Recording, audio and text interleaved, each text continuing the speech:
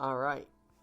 Welcome inside to my simulcast. I love the music feature on Twitter Spaces, but I had a podcast tonight about, well, what we just saw. Because, see, Doug Peterson and the Giants don't exactly have a good history, and I'll tell you why in a second. And amidst that 4-12 Eagles season that really ended in a train wreck for him and the Eagles, um, he's had some shining moments. And winning it without Carson Wentz and going with Nick Foles after Week 15 of that remarkable run for the Eagles, which led to them, of course, beating Tom Brady and the Patriots. Okay, um, he's had some amazing moments. He had that incredible trick play where Foles was a receiver and caught a touchdown in that Super Bowl. So it's no surprise then that he would shock the world tonight, right? With Trevor Lawrence, who, if I'm not mistaken, has recorded more than one multi-touchdown, multi-interception game in the same game. That kid is great, but he is up and down. But at the end of the day, the Chargers, again, give heartbreak to their fans. And I can talk about the Joe Montana energy I had earlier today with the Niners and Brock Purdy looking unbelievable for San Francisco. And, of course, that game wasn't a foregone conclusion, but you had a feeling that the Niners were going to take care of business, and they did in the second half. Much like the Jaguars did, coming back from 27-7 at the half and going from there. But there are so many factors. I do feel bad for Herbert. Herbert's felt short now. I know he got into the playoffs this year, but his tenure as the Chargers quarterback has not seen a lot of a lot of playoff moments. And then you have Trevor Lawrence, who is right out of Clemson, a couple of years in, started to struggle early on the last couple of years. And this year, things turned around. They almost beat the Giants. Lawrence did beat the Cowboys. Lawrence did end the season on a 5-game win streak with the Jaguars. But tonight, 27-7, you didn't know. Because this was going to be unfamiliar territory. Not for Doug Pederson, but for Trevor Lawrence. And then, of course, kicker kicks him into the playoff, into the next round. And it's another magical win for Doug Pederson. But this one feels more special. Because it's playoffs. It's a young quarterback. And, of course, there's nothing more special than winning a Super Bowl. But in the now, for a town like Jacksonville that's been wanting something huge to happen,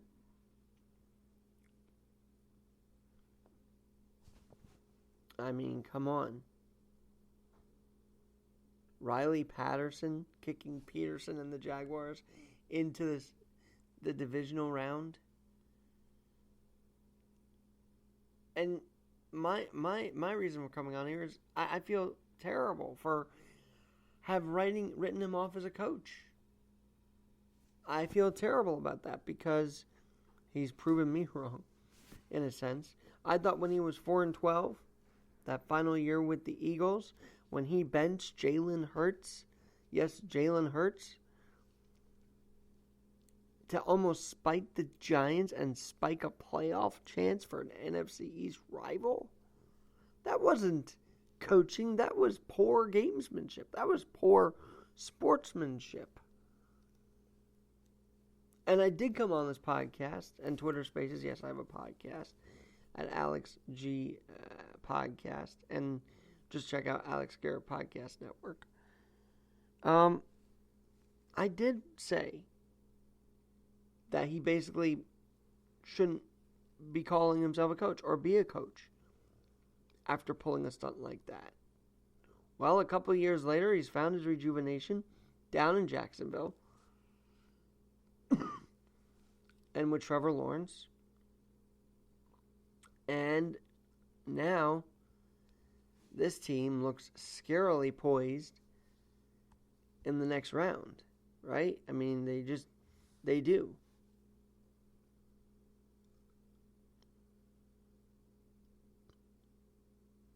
And they obviously await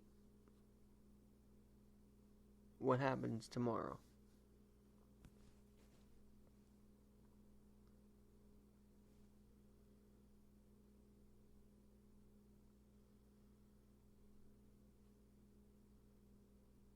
Between the Ravens. Well, they obviously wait what happens tomorrow. But I mean, come on. You can't not be happy especially for Trevor Lawrence. And why Trevor Lawrence, you say? Well, that kid out of Clemson did unbelievable work at Clemson under Dabo Swinney. He got them a couple championships. He got them some Big Macs at the White House with Donald Trump, right? I mean, he did all that. He goes to Jacksonville, and it's a rough start. Number 1 pick, rough start. But then, sure enough, a couple years in, the right coaching staff's in place.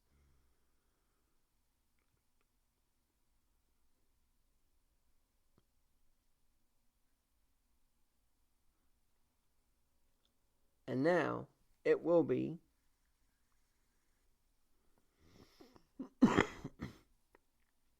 either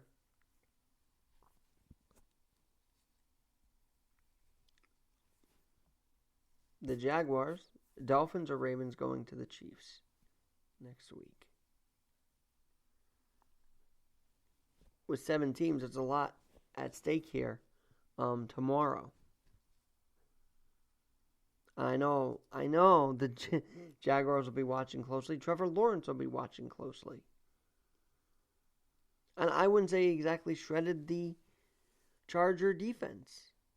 He obviously got picked off 4 times. Asante Samuel Jr. picking off 3 times. How interesting was it to hear Al Michaels behind the mic, by the way, on NBC? Something that hasn't happened in about a year or so since he was put on Prime and Mike Tirico took over with Chris Collinsworth on Sundays. But yeah, I come in here to say I cannot lift my grudge against Doug Pederson, no matter how amazing this one was, no matter how exciting and awe-inspiring that Eagle team with Foles and Ertz, those two especially were. I mean, come on. What a duo. What a combo. And I think he's trying to find the right magic here with Trevor Lawrence. And I mean, it's not just Trevor, right? You have a whole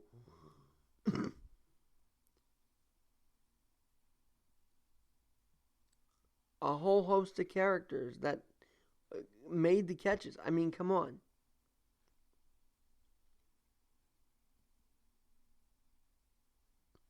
That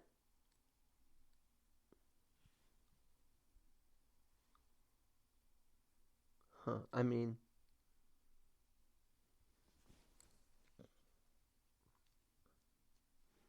that 39-yarder, that was the one.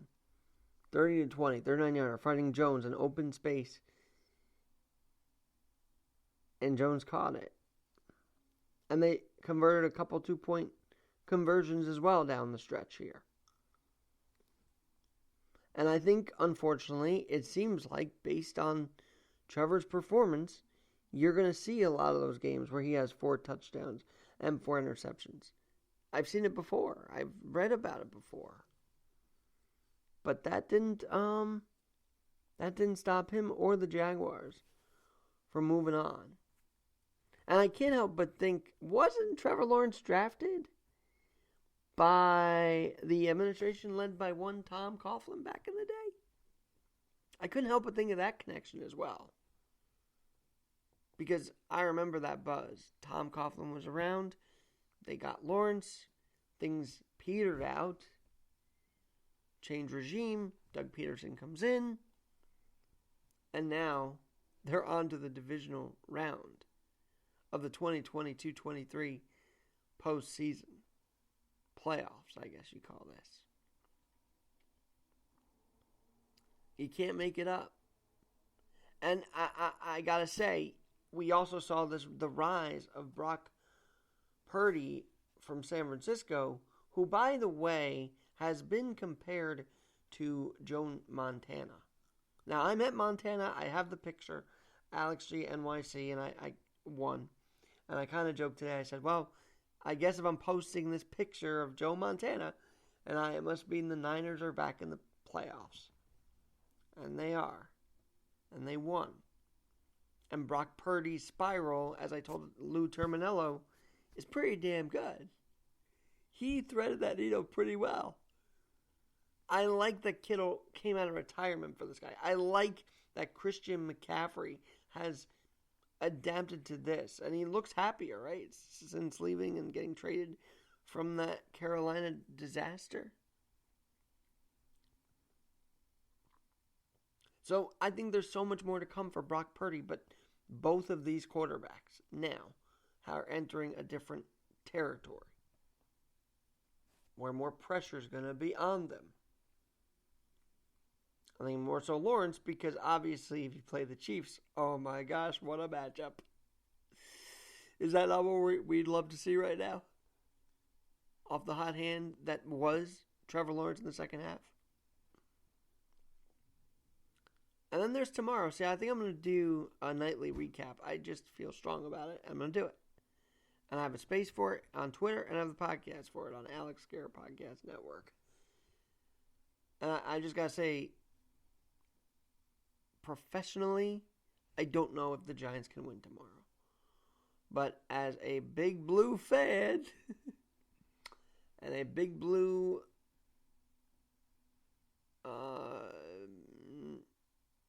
watcher, I hope the Giants made the right move by resting their guys last week. I hope that we can carry some momentum into tomorrow. I pray Saquon's healthy, that Daniel Jones is ready to rock and roll, that Reggie can catch the ball, that Bellinger doesn't drop the ball, and overall, that this Giant team and this defense led by, can I say it? Led by Kayvon Thibodeau, I feel like that's the right thing to say at this moment in time. And I love that veteran Landon Collins is back. Remember, Collins had been a role player before, and he's back doing big things again with the Giants. So those two leading the squad tomorrow against a Viking team they almost intercepted twice in that last matchup in the regular season, which me and Lou Terminello talked about on Terminello's Take, which you can hear. But yes, this has been a wild, wild start to the 2023 wildcard weekend.